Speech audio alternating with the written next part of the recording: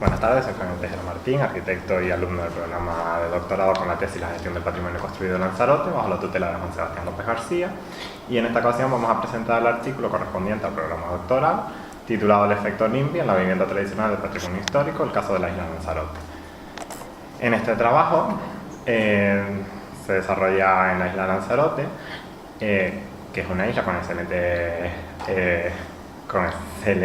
unas excelencias paisajísticas naturales, antrópicas y mixtas, que ha dotado a la isla de un patrimonio cultural particular.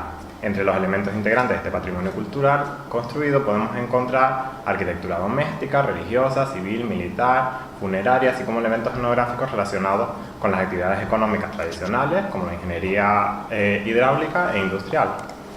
Entre el patrimonio cultural construido, el grupo más numeroso corresponde al uso residencial, con referencias a la vivienda tradicional, tanto señorial de los núcleos urbanos como rural dispersa por el territorio.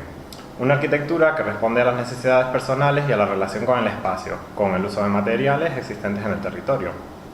Un esquema sencillo, de escasa variedad, organizado alrededor de un patio central, abierto, en el que se disponen las diferentes dependencias. Se tratan de viviendas de una sola altura, con elementos puntuales de sobrado. Techumbre plana con entramado de madera como norma general, de fachadas lisas y encaladas y escasez de vano. En el patio central se encuentra el aljibe y, a diferencia de la vivienda urbana, que por su parte adquiere mayor presencia por el uso de dependencias nobles y elementos trabajados artesanalmente. Entre el patrimonio cultural existente existen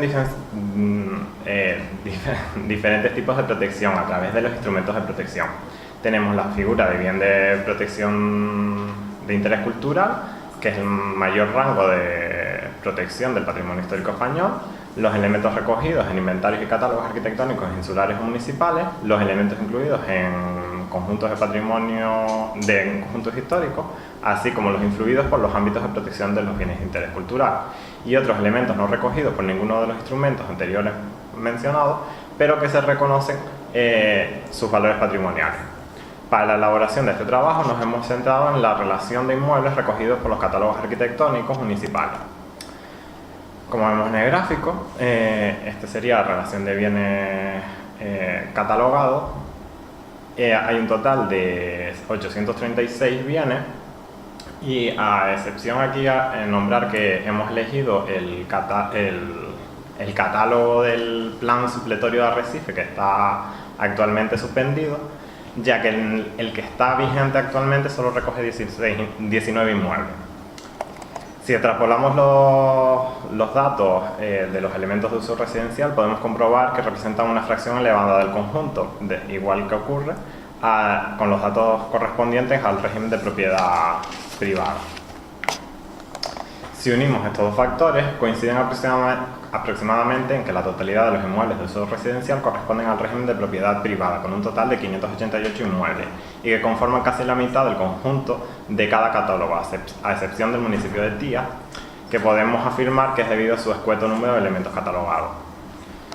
Ahora pasemos a hablar del vocablo NIMBY, que deriva de las siglas de la expresión inglesa Not in my backyard, cuya traducción a castellana sería no mi patio trasero, expresión que vendría a significar aquí no. Se trata de un término expandido en Norteamérica durante la década de los años 80 del siglo XX, identificando la oposición social de instalaciones o elementos nocivos en el ámbito particular, instalaciones de antenas, construcción de cárceles, centrales nucleares, etc. Lo definiremos como el rechazo de la sociedad a un objetivo concreto y singular que atañe personalmente, pero que en caso de no afectar sería una causa justificada y defendible. Entre los autores que han intentado explicar el fenómeno tenemos a Alberto de la Peña Barona, que lo defiende como la oposición local a propuestas de desarrollo percibidas como amenazas, o Roberto Mardones, que añade, por ejemplo, que estos movimientos reaccionan negativamente o con oposición no propositiva, por ejemplo, de soluciones.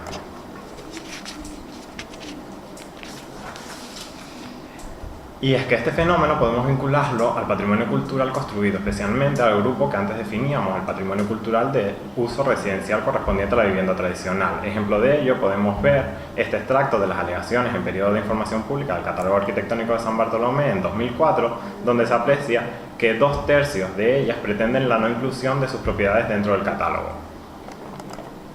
A los elementos que participan en la gestión del patrimonio cultural en general hay que añadirles otros elementos particulares que se involucran en su ejercicio de planificación, ejecución y monitoreo.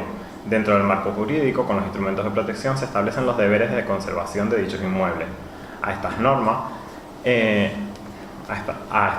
de protección han de añadirse otras normativas derivadas de las condiciones específicas de su uso en cuestión.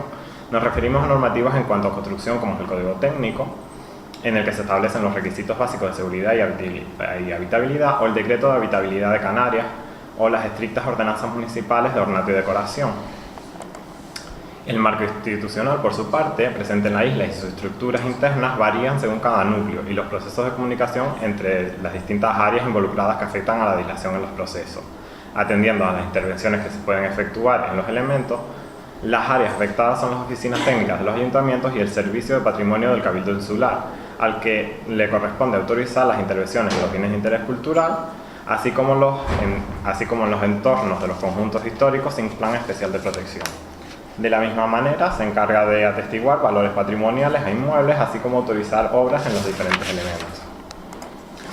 Y finalmente, los recursos, cuya disponibilidad y utilización varían considerablemente. Los recursos humanos son ínfimamente escasos, favorecidos por la dimensión territorial y generalistas con múltiples funciones y cualificación no completa.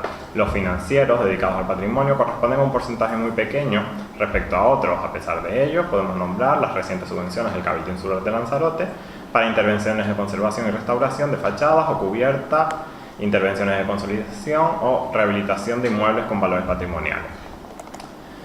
Frente a las posibles causas de este fenómeno, se presentan una serie de ventajas para la propiedad de la que puede verse beneficiada. De ellas podemos nombrar la recalificación de inmuebles dispersos en el territorio en estado de fuera de ordenación al encontrarse en suelo rústico, con intervenciones de reparación y conservación autorizables y rehabilitación ampliable. Y por otro lado, el derecho de bonificaciones a través de subvenciones, exención de tasas, de impuestos, etc. En consecuencia, el efecto NIMBY en el patrimonio cultural del uso residencial y en régimen de propiedad privada puede derivar en irreparables riesgos culturales que afecten a la conservación de los mismos, daños en el control económico del valor del suelo, el declive de la preocupación por el patrimonio cultural, así como una posible mímesis de este efecto al marco institucional con el estancamiento y retroceso de la protección del patrimonio cultural. En conclusión, el patrimonio cultural e histórico sigue siendo un grupo vulnerable a los cambios sociales y que hay que mantener vivo y actualizado. Para ello se deben seguir manteniendo ciertas pautas de actuación entre los elementos que están involucrados en el patrimonio cultural. Véase difundir los valores patrimoniales y seguir apostando por didácticas de conservación, de educación y refuerzo, seguir actualizando y ampliando los instrumentos de protección del patrimonio cultural, mejorar los procesos de planificación, ejecución y monitoreo entre el marco institucional, aumentar el despliegue de recursos, así como incentivar a la propiedad privada para el dominio del patrimonio cultural construido y su conservación con facilidad de movimiento, recursos económicos y compromisos temporales. Esta es la bibliografía que utilicé y damos por concluida la presentación.